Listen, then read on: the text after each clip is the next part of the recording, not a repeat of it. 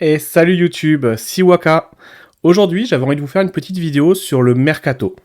Alors, pas vraiment le mercato lui-même, à proprement parler, c'est-à-dire parler des joueurs, les premières rumeurs qui sont sorties, même si on va les évoquer très rapidement, mais plutôt parler de mercato en fonction de l'entraîneur et donc en fonction de ce que Paulo Fonseca veut mettre en place en termes de jeu.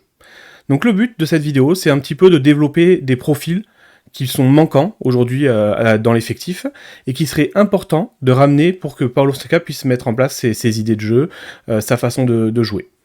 Donc du coup, comme vous pouvez le voir sur l'image, j'ai relevé 5 profils de recrues pour ce mercato qu'il faudrait avoir dans l'effectif la saison prochaine, en tenant compte aussi forcément des potentiels départs qui pourrait y avoir cet été.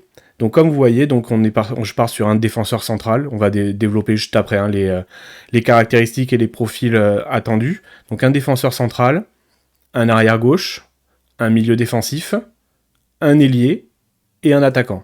Allez, bah écoutez, on va commencer, on va regarder ça tout de suite. Paulo Fonseca, c'est une idée de jeu claire.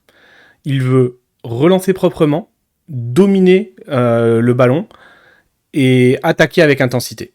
Donc pour mettre en place tout ça, on va faire déjà un point sur l'effectif en cours, les potentiels départs qu'il pourrait y avoir, et donc du coup définir en fonction de ça, en fonction de ce que j'ai estimé qui resterait dans l'effectif, hein, toujours encore une fois sous réserve d'eux, et si on a le droit de recruter, bien évidemment, c'est la condition pour que cette vidéo puisse avoir du sens. Le but c'est de définir ensuite les profils de joueurs qu'il peut avoir besoin pour mettre en place ce qu'il veut. Donc si on commence, donc la revue d'effectifs, là je suis parti sur un 11 qui serait, on va dire, avec les joueurs déjà en fin de contrat que je ne compte plus du coup dans l'effectif. Donc vous voyez, il n'y a pas Tagliafico, il n'y a pas Lacazette, hein, ils sont en fin de contrat. Donc si on part sur le 11 de départ avec les joueurs qui restent, et les retours de prêt, vous verrez sur l'image, il y a aussi les joueurs de retour de prêt et quelques jeunes, on aurait Perry dans les cages, Abner à gauche, Niakate en défense centrale avec Mata, Maitland-Niles côté droit, un duo au milieu Tolisso-Tessman, devant on aurait Fofana à gauche, Almada dans l'axe, Nuama à droite, et Mikotadze devant. Alors bien évidemment, un joueur comme Nuama est blessé jusqu'en fin d'année. Voilà, c'est juste histoire de dire que normalement, si tout le monde est disponible, on serait sur cet effectif-là, ce 11-là, qui serait utilisé. Encore une fois, sous réserve qu'il n'y ait pas de départ ou autre. Almada, par exemple, on sait que c'est un prêt pour l'instant à Lyon. Je ne sais pas quelles sont les conditions, comment ça va se passer, ce qui va rester ou pas. J'ai considéré que oui, dans ce cas de figure. Forcément, Almada ne serait plus là, bah, il faudrait rajouter un profil de numéro 10 à recruter aussi également. Voilà, donc du coup, on part sur ce 11-là. Après, vous voyez, du coup, dans l'effectif, on a aussi quand même, j'ai mis un peu tous les autres joueurs qui seraient présents dans l'effectif pour l'instant. J'ai déjà, on va dire, transféré certains joueurs. Cherki, c'est plus ou moins fait. Peut-être qu'au moment où la vidéo sortira, ce sera peut-être même déjà officiel son départ. Matic, on a cru comprendre que bon voilà, le but c'est aussi de le laisser partir vu son salaire.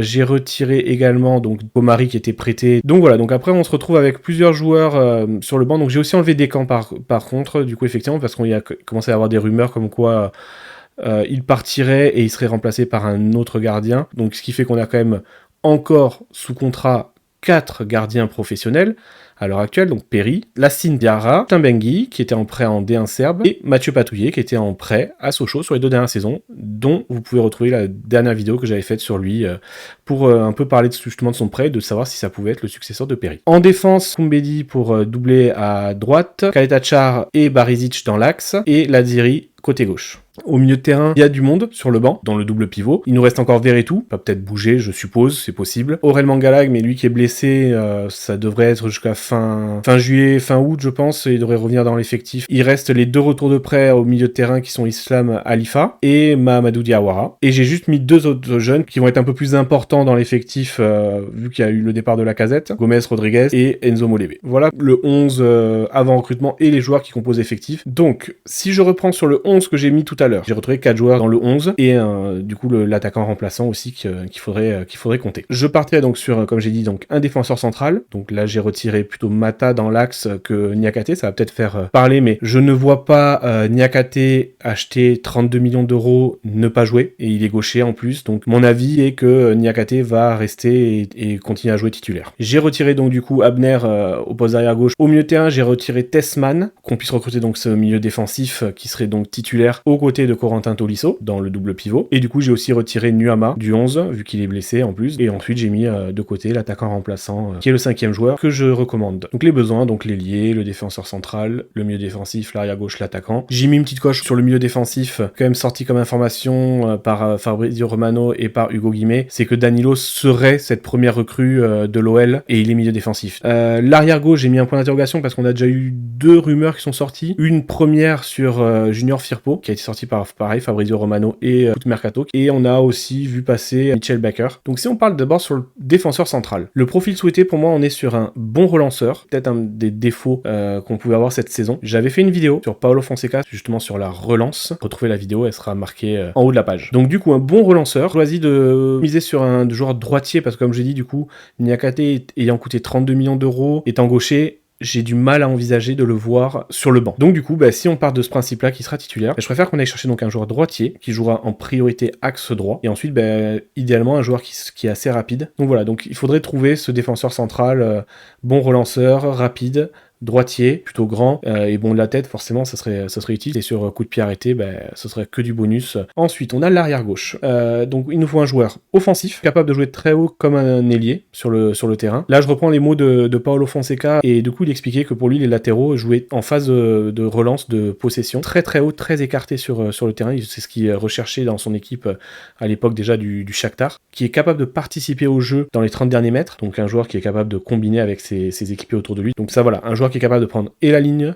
pour aller centrer ou revenir dans l'axe pour s'intégrer dans l'axe si par exemple c'est l'ailier qui est écarté. Et donc forcément un joueur avec un bon volume de jeu aussi, ça c'est quelque chose dont on a besoin de toute façon globalement dans l'équipe, des joueurs avec un bon volume de jeu pour enchaîner les allers-retours défensifs, offensifs, voilà, ce serait un peu le profil type que je pense qu'il faudrait viser et qui correspond du coup au style Paulo Fonseca. Donc voilà, la première rumeur nous emmène sur Junior Firpo. De ce que j'ai plus ou moins vu, on est sur un joueur offensif, capable de rentrer à l'intérieur et de se proposer dans la surface adverse, donc ça peut matcher, ça pourrait correspondre, et si c'est le cas, comme j'ai dit, on fera une analyse plus poussée dessus pour voir un petit peu. L'autre rumeur, c'est Mitchell Baker, du coup de l'Atalanta, donc qui était à Lille cette saison, qui a en plus la particularité d'être assez polyvalent, vu qu'il a joué aussi pas mal milieu gauche et même ailier droit. Vu nos besoins de joueurs, il pourrait aussi être une opportunité intéressante. Si on parle maintenant du milieu défensif, on en a assez parlé pour dire que ça manquait de mobilité au milieu de terrain, donc je pense que du coup le joueur qu'il nous faudrait serait